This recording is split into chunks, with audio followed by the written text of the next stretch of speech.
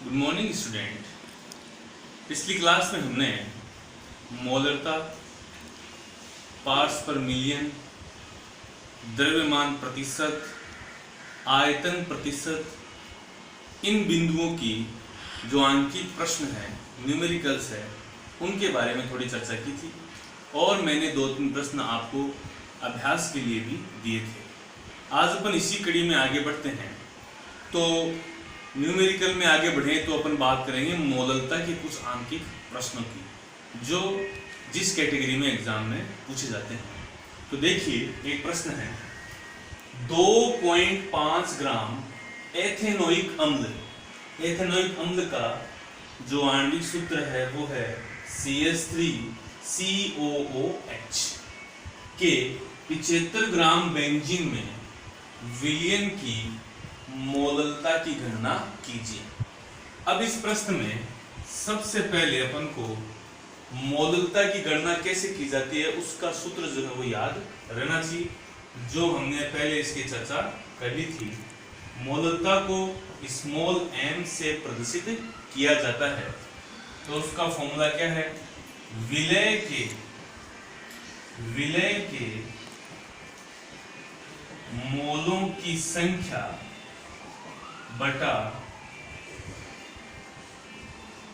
विलायक का भार किलोग्राम में। विलायक का भार किलोग्राम में, ठीक है। तो इस प्रश्न में विलय कौन है? एथेनोइक अम्ल है। और विलायक कौन है? विलायक है आपका बेंजीन। कितने ग्राम है वो? 75 ग्राम है। तो सबसे पहले अपन विलय की मोलों की संख्या का अगर निकालें तो विलय की मोलों की संख्या को किससे निरूपित करते हैं? स्मॉल n से। यहाँ विलय कौन है? यहाँ विलय है एथेनोइक अम्ल, जिसे एसिटिक अम्ल भी कहा जाता है। तो वही ग्राम में भार, फॉर्मूला क्या है?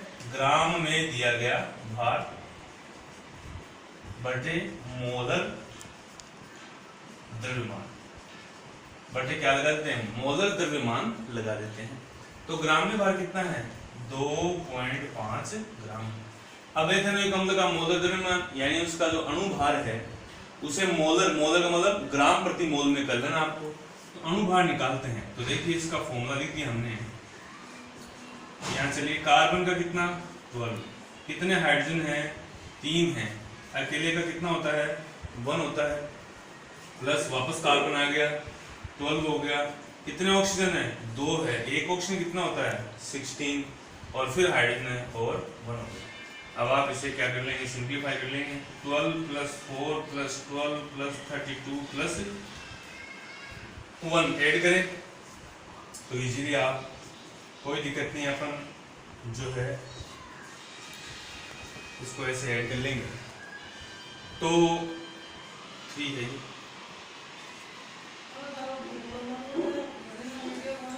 ठीक है। तो इसे करें 4 7 9 10 और ये कितना आ गया? और 2 3 और 6 कितना होया? 60।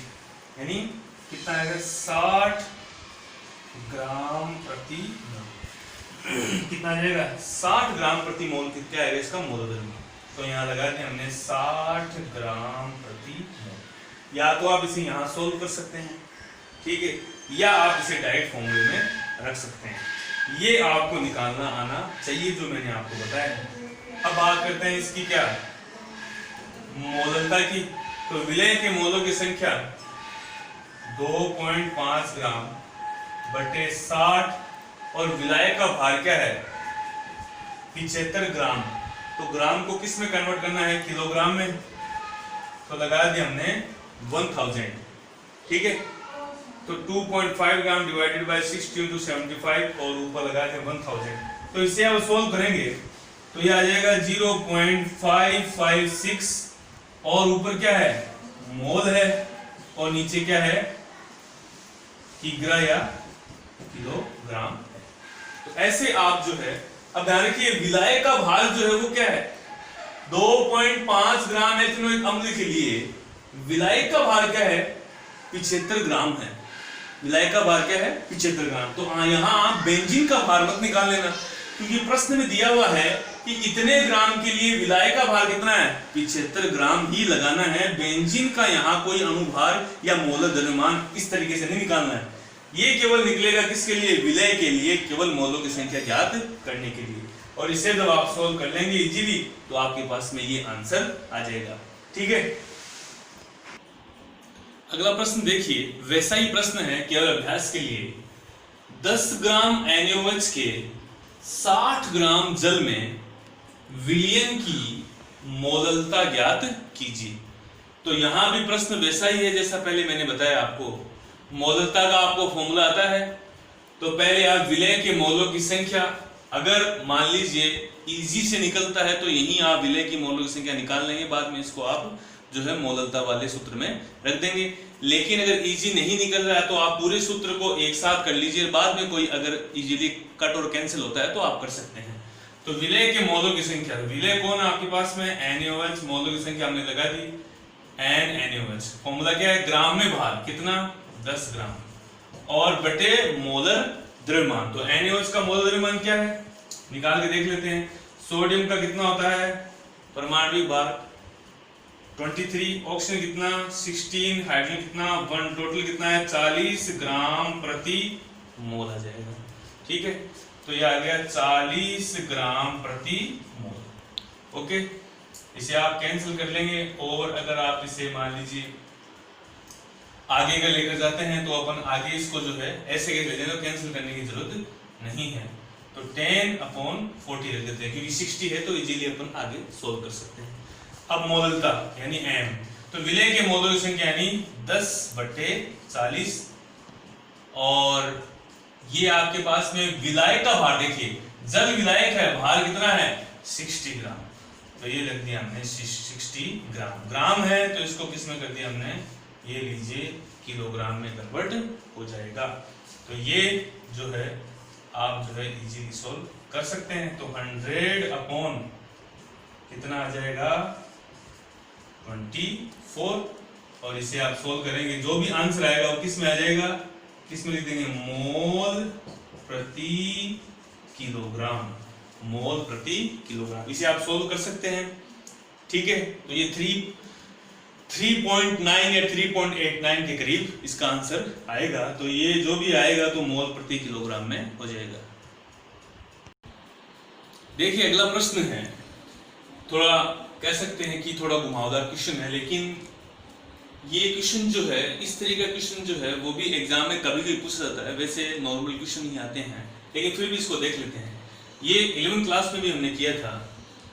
2m KNO3 विलयन की मोललता क्या होगी यदि विलयन का घनत्व 1.2 ग्राम प्रति ml है और KNO3 का अणुभार आपको प्रश्न में दे रखा है 101, क्या है इसका अणुभार है।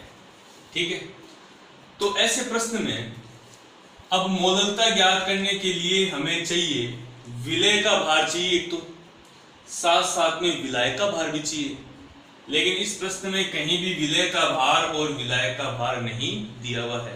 दो चीज दे रखी है, ये तो है आपका विलय, ठीक है, और विलयन दे रखा है, यानी विलयन में से अगर विलयन का भार आपके पास में आ जाए घनत्व से, तो अपन विलयन के भार में से क्या घटा देंगे, विलय का। ये 2m है, ये भी किस में कन्वर्ट हो जाएगा, भार में कन्वर्ट हो जाएगा।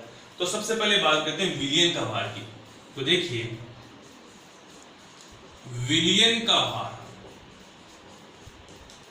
बराबर होगा घनत्व गुणा आयतन, क्योंकि फॉर्मूला आपको याद है कि जो भार बराबर क्या होता है, घनत्व गुणा आयतन। या आपने देखा होगा घनत्व बराबर द्रव्यमान बटे आयतन होता है, भार बटे आयतन होगा। हमें यहाँ भार निकालना है तो m बराबर क्या आ जाएगा, d इंटू v हो जाएगा, घनत्व गुणा आयतन। अब घनत्व आपको दे रखा है 1.2 ग्राम प्रति ml। आयतन देखिए, आयतन का कैसे पता चलेगा, 2m का मतलब क्या, 2m का KO3 यानी 2 मोल प्रति लीटर, 2 मोल प्रति लीटर में, यानी कह सकते हैं 1 लीटर यदि विलयन है तो उसमें KNO3 की मोलरता कितनी है? 2m की है, यानी 2 मोल जो है वो KNO3 के उसमें घुले हुए हैं। इसका मतलब ये हो गया। फिर 2m का मतलब क्या है? 2 मोल प्रति लीटर, यानी m का अपन क्या लगाते हैं? m की जगह मोल प्रति लीटर लगाते हैं, 2 यहां छोड़ दिया मैंने, तो 2 मोल प्रति लीटर, यानी विलयन जो है उसका आयतन क्या है? 1 लीटर है। तो यहां लगा दिया विलयन पूरा क्या है? 1 लीटर का मतलब 1000 क्या है? ml है। तो ml से ml कैंसिल हो जाएगा, ये कितना आएगा? 1200 ग्राम आ जाएगा। ठीक है, विलयन का भार आपके पास में आ गया 1200 ग्राम। अब बात करते हैं विलय। विलय आपके पास में कौन है? विलय क्या है? KNO3 है। विलय का भार, तो देखिए विलय का भार क्या है? अब 2m है, तो 2m को मैं लिख देता हूं 2 मोल, 2 मोल प्रति लीटर। लीटर तो यहां लगा दिया कि लीटर तो है विलयन का आयतन। अब 2 मोल का मतलब क्या है? KNO3 के 1 मोल का भार कितना है? 1 मोल का भार कितना है? 101 ग्राम है। तो 2 मोल का भार कितना होगा? इसका मतलब 2 गुणा 101 कितना हो जाएगा? 202 ग्राम। कितना हो जाएगा? 202 ग्राम हो जाएगा। 1 मोल का, ये तो 1 मोल का ही है, 1 मोल यानी KNO3 का 1 मोल का भार कितना होगा? 101 ग्राम। अगर मैं आपसे कहता हूं नाइट्रोजन के 1 मोल का भार कितना होगा, तो वो इसकी क्या होता है? उसके अणुभार के बराबर होता है। तो इसका कितना है? 28 ग्राम। अगर मैं यहां लिखता हूं 2 मोल, 2 मोल का मतलब इसे मुझसे क्या किससे गुणा करना पड़ेगा? 2 से गुणा करना पड़ेगा। 3 मोल का मतलब 3 से गुणा करना पड़ेगा। ठीक है, तो ध्यान रखिए 1 मोल का भार जो होता है उसका अणुभार होता है, और जितने मोल आगे अगर दिया हुआ हो, क्योंकि 2m का मतलब क्या है? 2 मोल प्रति लीटर, तो ये हो गया 2 गुना 1 मोल का भार कितना? 101, तो कितना आ गया? 202 ग्राम आ गया। अब अपने पास क्या चाहिए? आराम से विलायक का भार। तो विलायक का भार क्या होता है? विलयन में से यदि विलय का भार अपन क्या कर दें? घटा दें, तो आ जाएगा आपके पास में विलायक का भार। तो विलयन का भार कितना है? 1200 ग्राम माइनस विलय का भार कितना है? 202 ग्राम। चलो घटा के देखते हैं, कोई दिक्कत नहीं है। 202 ये हो गया 9, ये हो गया यहाँ 3, तो ये कितना आ गया? 9 और कितना है? 998 यानी 998 ग्राम। 998 ग्राम आपके पास में क्या आ गया? विलायक का भार आ गया। ठीक है, अब डायरेक्ट आप क्या लगाइए? मोलरता का पूछा है, मोलरता क्या होगी? तो अपन निकाल सकते हैं। मोलरता बराबर विलय के मोलों की संख्या। ठीक है, तो विलय के मोलों की संख्या अपन कैसे निकालते हैं? तो विलय का भार कितना है? विलय का भार कितना है? 202 ग्राम है। ठीक है, ये लगा दिए। नीचे क्या आ जाएगा? विलय का मोलर द्रव्यमान। तो विलय का मोलर द्रव्यमान क्या है? KNO3 का अणुभार प्लस दे रखा है 101 है, तो 101 हमने कर दिया बटे विलायक का भार। विलायक का भार क्या है? 998 ग्राम है, और इसे क्या कर दिया हमने? किलोग्राम में चेंज कर दिया। तो इसीलिए देख सकते ये पोर्शन क्या है? ये है विलय के मोलों की संख्या। तो विलय का भार ग्राम में कितना है? 202। विलय का अणुभार यानी मोल द्रव्यमान कितना है? 101। विलायक का भार कितना है? ये आया विलायक का भार 998 ग्राम। ऊपर हमने इसको क्या कर दिया? किलोग्राम में चेंज कर दिया। तो इसे आप सोल्व कर सकते हैं, इजीली सोल्व कर सकते हैं। तो ये जो है वो करीबन आपके आ जाएगा, करीबन क्या है? 2.0 मोल प्रति किलोग्राम क्या आएगा? ये आपका आंसर, इसके लगभग क्या आएगा? आपका आंसर आएगा। तो आप इसको सोल्व कर लेंगे। ठीक है, ये मेरा आंसर जो आप निकाल हो सकता है मेरे आंसर गलत हो, ठीक है, लेकिन ये तरीका सही है। आप खुद इसके आंसर निकाल के देखना कि कितने आते हैं। जो आंसर आपका आएगा वही आप एग्जाम में लिखेंगे। तो इसलिए आपको गणितीय जो स्वरूप है यानी मैथमेटिकल पोर्शन है खुद सोल्व करना चाहिए। इसे आप गलत मानेंगे तभी आप इसे क्या करेंगे? सोल्व करेंगे।